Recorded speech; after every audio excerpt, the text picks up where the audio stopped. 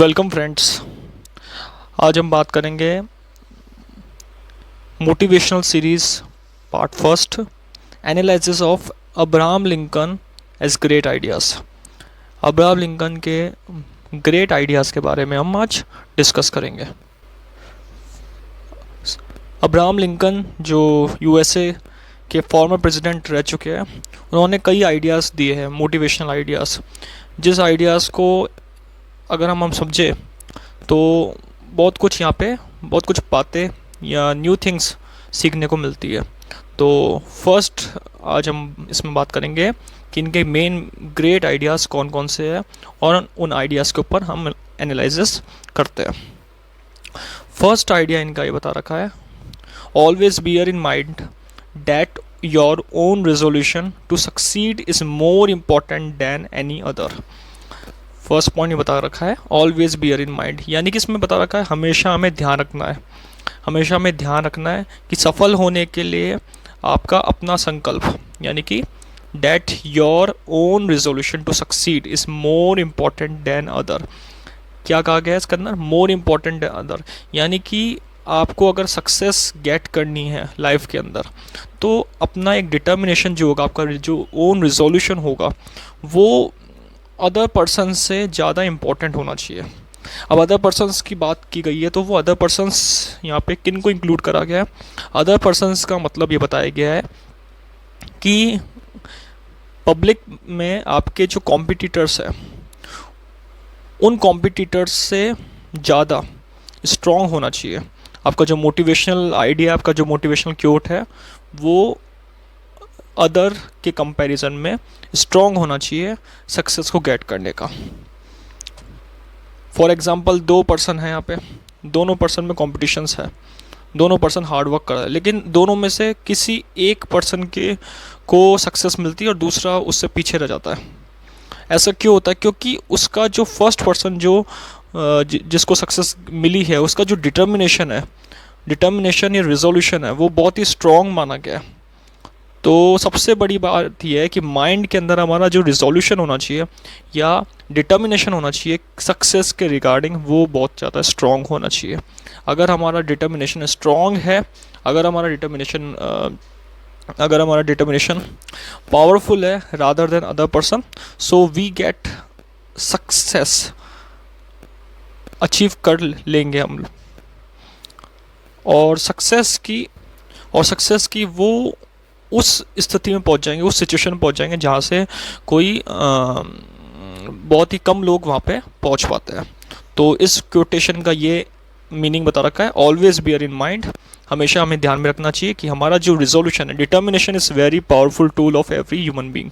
Determination एक ऐसा point है जो सक्सेस की तरफ हमें आगे ले जाता है। अगर हमारा डिटर्मिनेशन जितना स्ट्रॉन्ग होगा सक्सेस के लिए, जितना हमारा डिटर्मिनेशन या हमारा रिजोल्यूशन, जितना हमारा दृढ़ निश्चय स्ट्रॉन्ग होगा, उतना हम सक्सेस की तरफ आगे बढ़ेंगे, क्योंकि हमारा माइंड भी उसी तरीके से वर्क करता है। और हमारा जो माइंड है, जितना ज़्यादा डिटर्मिनेशन रखेगा किसी भी चीज़ को गेट करने के लिए, उतना ज़्यादा वो डिवोटी होता जाएगा उस थिंग को गेट करने के लिए, और उस थिंग के लिए सही डायरेक्शन में प्रॉपरली वर्क करता रहेगा। तो ये सबसे इंपॉर्टेंट बता रखा है, always bear in mind that your own resolution to success it more important than any other, यानी कि हमें ध्यान में रखना है कि हमारा जो डिटर्मिनेशन है, सबसे इंपॉर्टेंट बात बताई गई डिटर्मिनेशन की सक्सेस गेट करने के लिए। Without determination we can not achieve success in your life, in any field और इन एनी एक्टिविटीज़।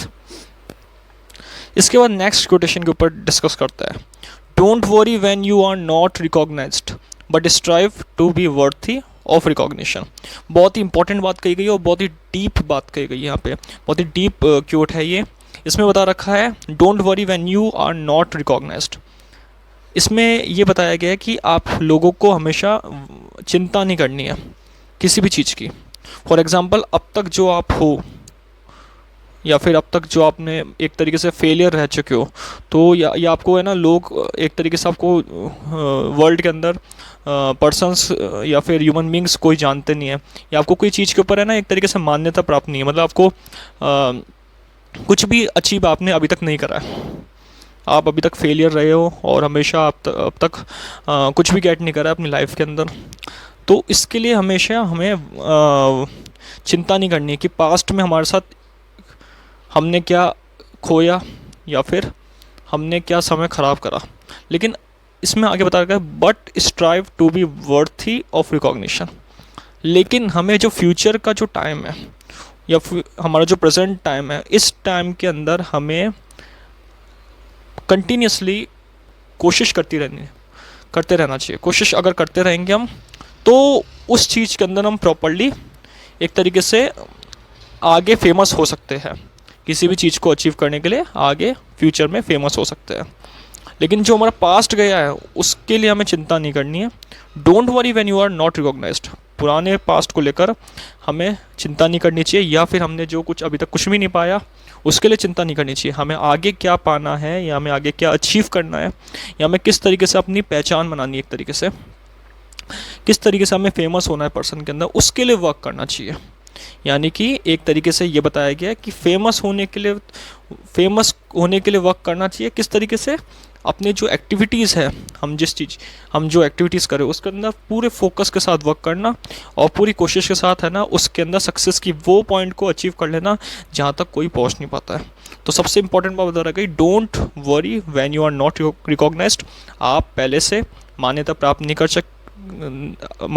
नहीं करी आपने, कोई दिक्कत नहीं है, डोंट वरी, उसके लिए चिंता की बात नहीं है। लेकिन but strive to be worthy of recognition. लेकिन आगे हमें हमारी रिकॉग्निशन के लिए, हमारे पहचान के लिए वर्क करते रहना चाहिए।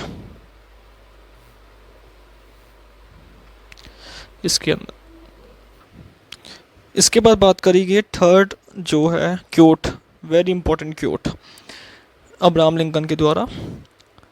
Character is like a tree and reputation its shadow.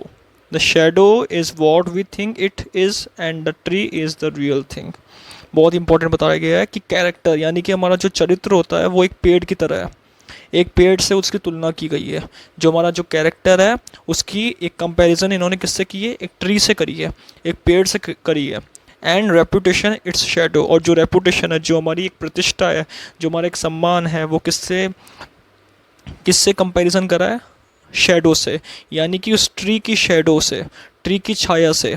हमारा कैरेक्टर एक ट्री है की तरह है और हमारी जो रेपुटेशन है उस ट्री की छाया की तरह है, यानी कि उस ट्री की शेडो की तरह है। The shadow is what we think it is and the tree is the real thing. बहुत इंपॉर्टेंट बात कही गई है। जो शेडो है वो क्या है? जो हम सोचते हैं। वेरी इंपॉर्टेंट, शेडो क्या है? जो हम सोचते हैं। And the tree is the real thing, और जो ट्री है वो क्या है? रियल थिंग है। अब रियल थिंग का कंपैरिजन का मतलब क्या होता है? रियल थिंग से कंपैरिजन करने का मतलब ये बताया इन्होंने कि जो ट्री है वो एक कैरेक्टर की तरह है हमारा। हम जैसा हमारा कैरेक्टर होगा, पॉजिटिव कैरेक्टर तो पॉजिटिव शेडो क्रिएट होगा, नेगेटिव कैरेक्टर तो नेगेटिव शेडो क्रिएट होगा। यानी कि क्या बताया गया क्योट के अकॉर्डिंग? अब्राहम लिंकन ने ये समझाया हमें कि जो हमारा कैरेक्टर होता है वो एक तरीके से एक ट्री की तरह है। अगर हमारा कैरेक्टर अच्छा होगा तो हमारा जो ट्री होगा कैरेक्टर का वो भी अच्छा होगा। अगर हमारा कैरेक्टर अच्छा होगा तो हमारा जो उस कैरेक्टर की जो शेडो है, यानी उस ट्री की जो शेडो है वो भी अच्छी होगी। और जो शेडो है वो हमें ये बताती है कि हम जो सोचते हैं, हमारा जो थिंकिंग है उसके बारे में एक इमेज शो करती है वो shadow. We think it is and the tree is the real thing, और ट्री क्या है? रियल थिंग है।